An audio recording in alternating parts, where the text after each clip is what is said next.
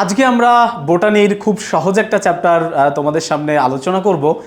খুব সহজ বলা আসলে আমাকে বা আমার ভুল হবে, এটা কিন্তু বেশ গুরুত্বপূর্ণ একটা চ্যাপ্টার এবং আমরা সহজ এই জন্যই বলি যে সাইজে ছোট, বাট বোঝার ব্যাপারটা কিন্তু খুবই হিউজ, খুবই ভাস্ট। ঠিক আছে, তো দেখো আমরা আজকে আলোচনা করব বোটানি বা উদ্ভিদ বিজ্ঞান বা জীববিজ্ঞান প্রথম পত্রের 8 নম্বর চ্যাপ্টার টিস্যু ও টিস্যুতন্ত্র। এবং টিস্যুতন্ত্রের খুবই স্পেসিফিক একটা টপিক, সেটা হচ্ছে এপিডার্মাল টিস্যুতন্ত্র এবং ভাস্কুলার টিস্যুতন্ত্র।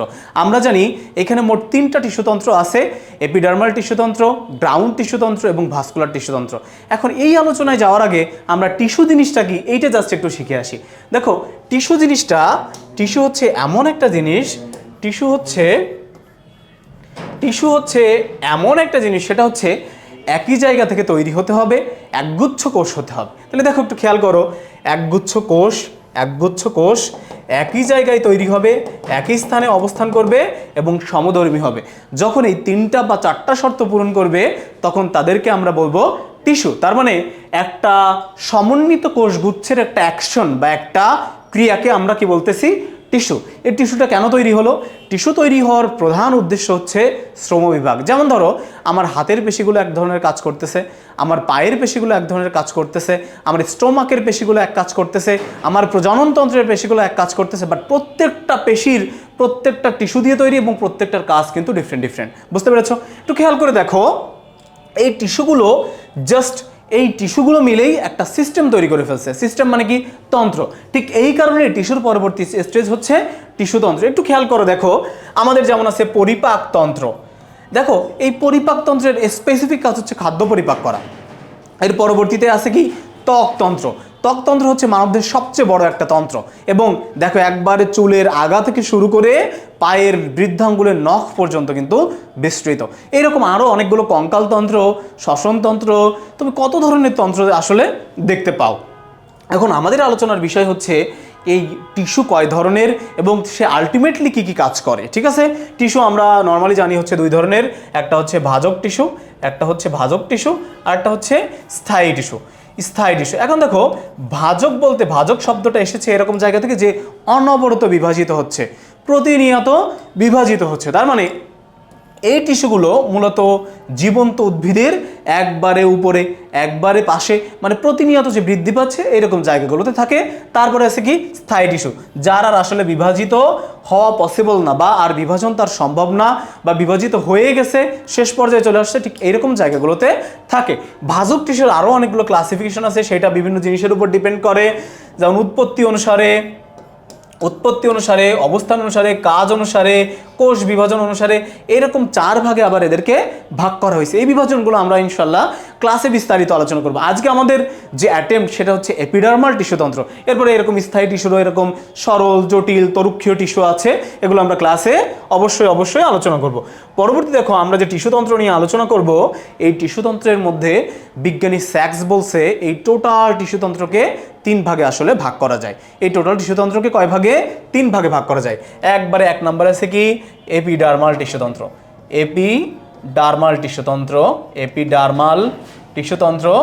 2 নম্বরে আছে গ্রাউন্ড টিস্যুতন্ত্র এবং 3 নম্বরে আছে কি? ভাস্কুলার টিস্যুতন্ত্র। এখন আজকে আমরা বেশি আলোচনা করব হচ্ছে এপিডার্মাল এবং ভাস্কুলার টিস্যুতন্ত্র নিয়ে। খেয়াল করো, ডার্ম শব্দের অর্থ হচ্ছে ত্বক। তার মানে উদ্ভিদের যারা ত্বক তৈরি করছে এরকম কিছু ছোট ছোট অঙ্গ নিয়ে এই এপিডার্মাল টিস্যুতন্ত্র আসলে গঠিত। একটু খেয়াল করো, উদ্ভিদ এবং পাতা, উদ্ভিদের কাণ্ড এবং কি আছে? পাতা। এখন এই কাণ্ড যেটা আছে, এই কাণ্ডের যে বহিরাবরণ আছে এদেরকে আমরা বলি এপিডার্মিস। কাণ্ডের যে বহিরাবরণ আছে তাদেরকে আমরা কি বলি? এপিডার্মিস। আর পাতার যে বহিরাবরণ আছে বা মূলের যে বহিরাবরণ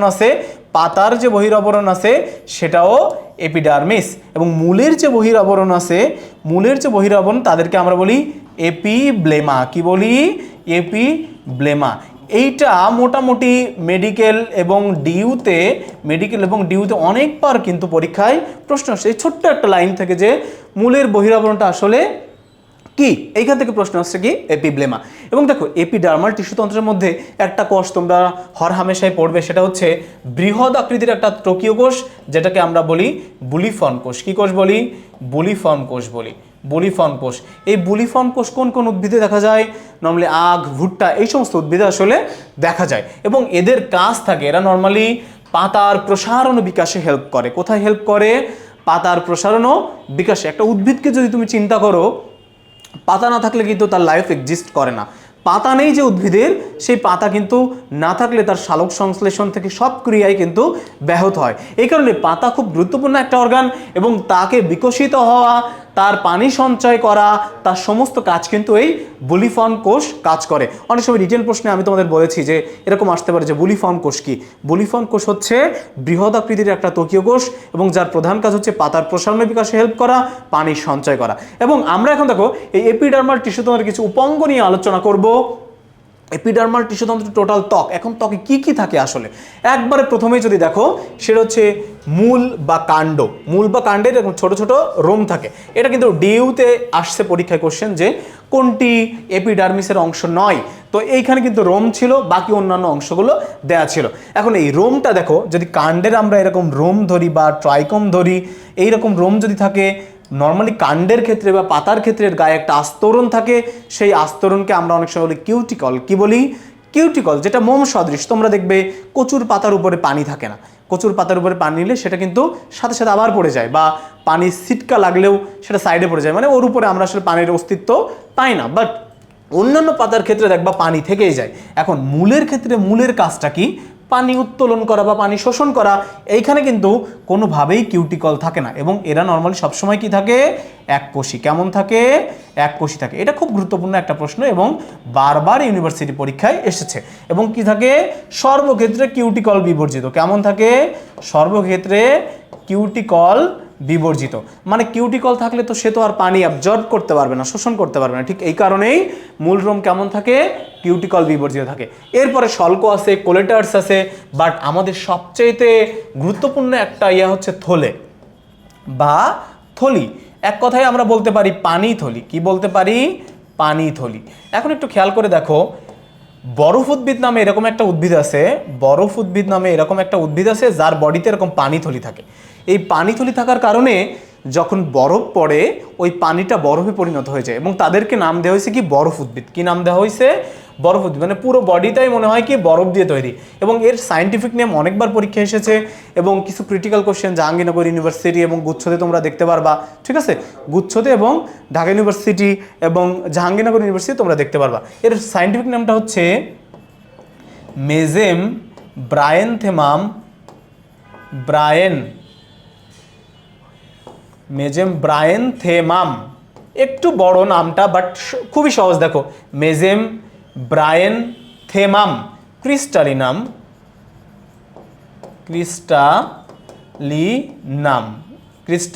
মেজেম ব্রায়েনথেমাম ক্রিস্টালিনাম। এই সায়েন্টিফিক নেমটা কিন্তু পরীক্ষায় অনেক সময় আসে। তাইলে এইখান থেকে একটু পড়বা যে থলি বা পানি থলি দেখা যায় এরকম একটা উদ্ভিদ, সেটা হচ্ছে কি? মেজেম ব্রায়েনথেমাম ক্রিস্টালিনাম। এর পরবর্তীতে এরপরে আছে কি? দংশক্রম। তোমরা যারা খুবই গ্রামে যারা থাকো বা গ্রামে যারা বেড়ে উঠেছো, দেখবা এরকম কিছু কিছু গাছ আছে যাদের পাতাতে ছোট ছোট দংশক্রম থাকে। সেরকম দংশক্রমের মধ্যে কি কি আছে? বিছুটি গাছ আছে, বিছুটি আছে, আলকুশি আছে, এবং আরেকটা গাছ যেটা হামেশা আমরা দেখতে পারি, সেটা হচ্ছে চুতরা বা অগ্নিচুতরা। অনেক এলাকায় চুতরা, শুধু চুতরা বলে, যেটা আসলে নাম হচ্ছে অগ্নিচুতরা। এই অগ্নিচুতরার অনেক কিন্তু মাইথ আছে। অনেক সময় দেখবা যে অগ্নিচুতরা চোরকে শাস্তি দেওয়া হয়, গায়ে অগ্নিচুতরা লাগাই দেওয়া হয়। এবং ওই যে খানিকটা ডুমুর গাছের মতো, ডুমুর গাছের যেমন ছোট ছোট দেখবা, ডুমুর গাছের পাতা যদি গায়ে লাগে বা ত্বকে লাগে, সেটা কিন্তু আস্তে আস্তে চুলকানিকে বেশি পরিমাণ উদ্রেক করে। ঠিক আছে, এবং এইখানে কয়েকটা রন্ধ্র দেখা যায়, যেমন আমরা পড়েছি শুধুমাত্র পত্ররন্ধ্র পড়েছি, বাট পানিপত্ররন্ধ্র কিন্তু এর আগে আমরা পড়ি নাই। পানিপত্ররন্ধ্র বা এদেরকে আমরা না এই হাইডাথোড নামে আসলে ডাকি। কি নামে ডাকি? হাইডাথোড নামে ডাকি। হাইডাথোড বা পানিপত্ররন্ধ্র। এখান থেকে পরীক্ষায় প্রশ্ন আসে, এই হাইডাথোড আসলে কোথায় দেখা যায়? এই হাইডাথোডটা আমরা কোথায় দেখি? এটা একটা সহজ সূত্র দিয়ে তোমরা মনে রাখতে পারবে, ছোট্ট কথা দিয়ে, ঘটক।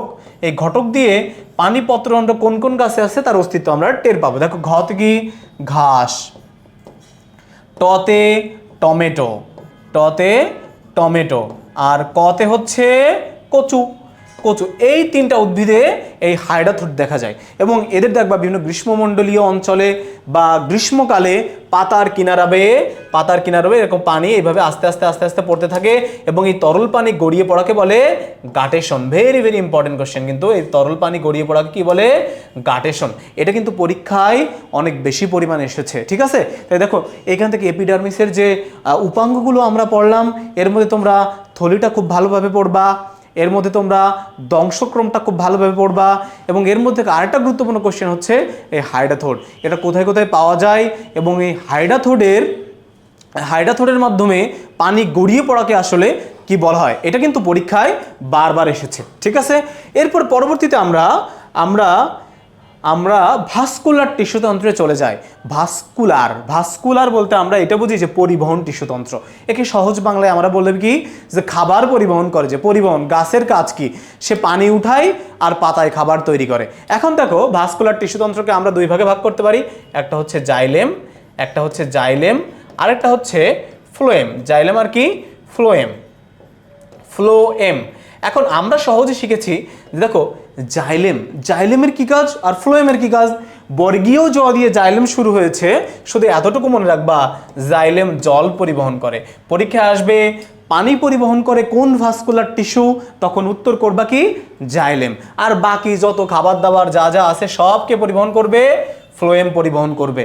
আচ্ছা, জাইলেম ফ্লোয়েম আজকে আমরা বিস্তারিত না পড়ে ভাস্কুলার বান্ডেলের ক্লাসিফিকেশনটা একটু দেখি, যেখান থেকে অ্যাডমিশন প্রশ্নে প্রথম ফোকাস করা হয় এই ভাস্কুলার টিস্যুতে। এটা আমরা খুবই আন্তরিকতার সাথে একটু শিখে ফেলি এবং এইটা যত সহজে আজকে আমরা শিখতে পারবো, এর বেশি সহজে তোমরা এর আগে কখনোই শেখোনি, আই সোয়ার। একটু খেয়াল করে দেখো, আমরা পড়তেছি কি? ভাস্কুলার টিস্যুতন্ত্র, ভাস্কুলার টিস্যু বা ইংরেজিতে আমরা যদি বলি ভাস্কুলার বান্ডেলকে আমরা তিন ভাগে ভাগ করতে পারি, তিনটা শ্রেণীতে ভাগ করতে পারি। একটা হচ্ছে সংযুক্ত, আরেকটি আছে অরিও, আরেকটা আছে কি? কেন্দ্রিক। অরিও আর হচ্ছে কেন্দ্রিক, এই তিন ভাগে এদেরকে ভাগ করা হয়েছে, সংযুক্ত, অরিও আর কি? কেন্দ্রিক। এখন দেখো সংযুক্তর আবার ক্লাসিফিকেশন আছে। সংযুক্তকে দুই ভাগে ভাগ করা হয়, একটা হচ্ছে সমপার্শ্বীয়,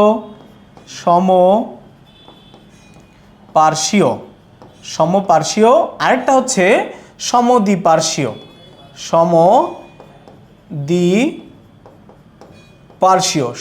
আর একটা হচ্ছে সমদ্বিপার্শ্বীয়, ঠিক আছে? সমদ্বিপার্শ্বীয়। আর কেন্দ্রিককে আমরা দুই ভাগে ভাগ করতে পারি, একটা হচ্ছে জাইলেম কেন্দ্রিক আর একটা হচ্ছে ফ্লোয়েম কেন্দ্রিক। জাইলেম কেন্দ্রিককে আমরা বলি হাইড্রোসেন্ট্রিক,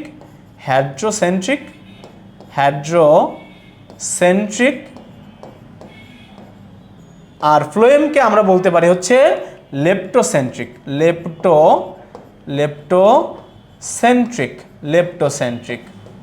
হাইড্রোসেন্ট্রিক আর কি? লেপ্টোসেন্ট্রিক। একটু খেয়াল করে দেখো, এই সমপার্শ্বীয়কে আবার দুই ভাগে ভাগ করা হয়েছে। একটাকে বলা হয়েছে মুক্ত সমপার্শ্বীয়, আর একটাকে বলা হয়েছে বদ্ধ সমপার্শ্বীয়। এটাই হচ্ছে টোটাল ক্লাসিফিকেশন। এখন এইটা থেকে তুমি একটা চিত্র থেকে টোটাল ভাস্কুলার বান্ডেলকে কিভাবে একবারে বিনাশ করে দিবা, আর একটা বারের জন্য তাকাবা না তুমি। টোটাল বইয়ের ভিতরে যে ইতিহাস লেখা আছে, এটা আর্টসে পড়া স্টুডেন্টরা পড়ুক, আমরা জাস্ট একটা জিনিস দেখেই আমরা পুরো পড়তে পারবো। কিভাবে একটু দেখো, প্রথমে যদি আমরা একটু দেখি যে এই যে ভাস্কুলার বান্ডেল, তাইলে দেখো মুক্ত, সমপার্শ্বীয়, সংযুক্ত ভাস্কুলার বান্ডেল আমরা আসলে কোথায় দেখতে পারি? আগের ফিগারটা একটু চেষ্টা করি ফিগারটাকে বোঝার। একটু তোমরা যদি একটু খেয়াল করো, দেখো। আচ্ছা, এখন একটু খেয়াল করো যে মুক্ত ভাস্কুলার বান্ডেল ঠিক এরকম। মুক্ত ভাস্কুলার বান্ডেল, এই যে মাঝখানে কি থাকে? ক্যাম্বিয়াম থাকে। হলুদে মেবি খুব একটু ভালো বোঝা যাচ্ছে না, আমরা একটু কালারটা চেঞ্জ করে ফেলি, বেগুনি কালার দিয়ে লিখি, এখানে হয়তো খুব ভালো বোঝা যাবে ইনশাআল্লাহ। দেখো মুক্ত ভাস্কুলার বান্ডেলের ক্ষেত্রে যদি আমরা বলি ভাস্কুলার বান্ডেল যেহেতু জাইলেম ফ্লোয়েম অবশ্যই থাকবে, বাট দেখো মুক্ত যেহেতু বলছে তার মানে মাঝখানে কি থাকবে, ক্যাম্বিয়াম থাকবে, মাঝখানে কি থাকবে, ক্যাম্বিয়াম থাকবে, আর এক পাশে থাকবে জাইলেম, আর এক পাশে থাকবে কি ফ্লোয়েম, এক পাশে জাইলেম আর এক পাশে কি থাকবে, ফ্লোয়েম থাকবে। ঠিক আছে, এটা কিন্তু খুবই গুরুত্বপূর্ণ একটা জিনিস। তাহলে দেখো এই মুক্ত সমপার্শ্বীয় সংযুক্ত ভাস্কুলার বান্ডেলের ফিগার হচ্ছে এইটা। এরপর হচ্ছে বদ্ধ ভাস্কুলার, বদ্ধের ক্ষেত্রে কি থাকবে, এর ভিতরে ক্যাম্বিয়ামটা জাস্ট থাকবে না, এর ভিতরে কি ক্যাম্বিয়ামটা জাস্ট থাকবে না, আর সবই থাকবে। দেখো তাইলে কি হবে, এক পাশে জাইলেম আছে, আর এক পাশে কি আছে, ফ্লোয়েম আছে, আর এক পাশে কি আছে, আর এক পাশে ফ্লোয়েম আছে। এক পাশে জাইলেম আর এক পাশে ফ্লোয়েম। এরপরে আছে সমদ্বিপার্শ্বীয়, সমদ্বিপার্শ্বীয় সমান দুই পাশে থাকবে, তার মানে এই যে মাঝখানে ক্যাম্বিয়াম আছে, মাঝখানে ক্যাম্বিয়াম আছে, তার মানে দেখো একটু খেয়াল করে দেখো, এই যে ক্যাম্বিয়াম, এই যে ক্যাম্বিয়াম, আর মাঝখানে কি আছে, জাইলেম বা ফ্লোয়েম, জাইলেম আছে, তাইলে দুই পাশে কি থাকবে, ফ্লোয়েম। এই কারণে নাম দেওয়া হয়েছে কি সমদ্বিপার্শ্বীয় ভাস্কুলার বান্ডেল, সমদ্বিপার্শ্বীয় ভাস্কুলার বান্ডেল। এরপর দেখো অরিও, অরিওর ক্ষেত্রে কি একে কোনোভাবে আসলে তুমি ভাগ করতে পারবে না, তার মানে একটা ছোট ছোট এরকম জাইলেম আর একটা ফ্লোয়েম, আবার একটা জাইলেম, আবার একটা ফ্লোয়েম, এইভাবে আসলে বিস্তৃত থাকবে, আবার একটা জাইলেম, আবার একটা ফ্লোয়েম, ঠিক এইভাবে আসলে বিস্তৃত থাকে। এরপর দেখো হ্যাড্রোসেন্ট্রিক কেমন থাকে, হ্যাড্রো যেহেতু জাইলেম কেন্দ্রিক, তার মানে মাঝ বরাবর কি থাকবে, এইরকম জাইলেম থাকবে, মাঝ বরাবর কি থাকবে, জাইলেম থাকবে, আর বাইরের দিকে কি থাকবে, এরকম ফ্লোয়েম বিস্তৃত থাকবে, বাইরের দিকে, বাইরের দিকে কি থাকবে, ফ্লোয়েম।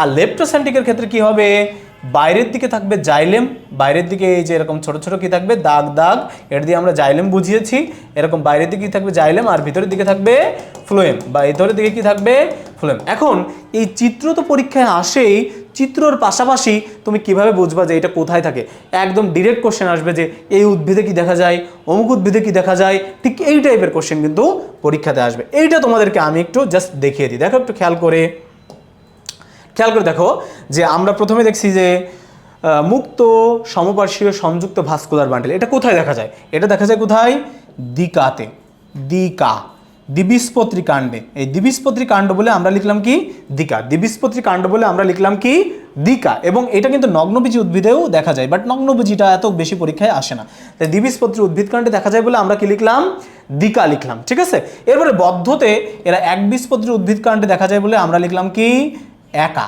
একা, একবীজপত্রী কাণ্ড, তাহলে দিকা, একা। তাহলে পরীক্ষায় আসে একবীজপত্রী কাণ্ডে বা একবীজপত্রী উদ্ভিদের কাণ্ডে কোন ধরনের ভাস্কুলার বান্ডেল দেখা যায়, তুমি তখন আনসার করো বদ্ধ সমপার্শ্বীয় সংযুক্ত ভাস্কুলার বান্ডেল দেখা যায়, কত সহজে হয়ে গেল। এরপর দেখো সমদ্বিপার্শ্বীয়, এটা তোমরা একটা ছোট নাম দিয়ে মনে রাখতে পারো, কুলা।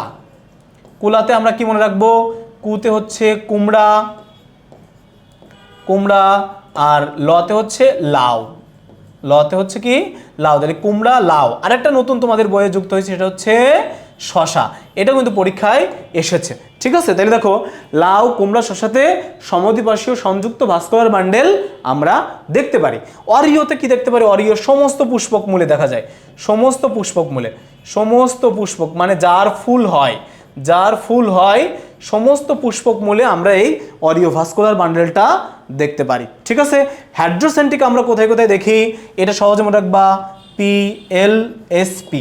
দেখো পিতে হচ্ছে টেরিস, তোমরা বইতে পড়েছো টেরিস, এলতে হচ্ছে লাইকোপোডিয়াম, লাইকোপোডিয়াম, এসতে হচ্ছে স্লাজিনেলা, স্লাজিনেলা, স্লাজিনেলা, স্লাজিনেলা, আর পিতে হচ্ছে পিসাইলোটাম, পিসাইলোটাম। এই চারটা উদ্ভিদে আসলে এটা দেখা যায়। আর লেপ্টোসেন্ট্রিক কিভাবে রাখবা, DOI, ডিতে হচ্ছে ড্রাসিনা, DRACEAENA, ড্রাসিনা, আর হচ্ছে ইওকা, OIUCCA, ইওকা।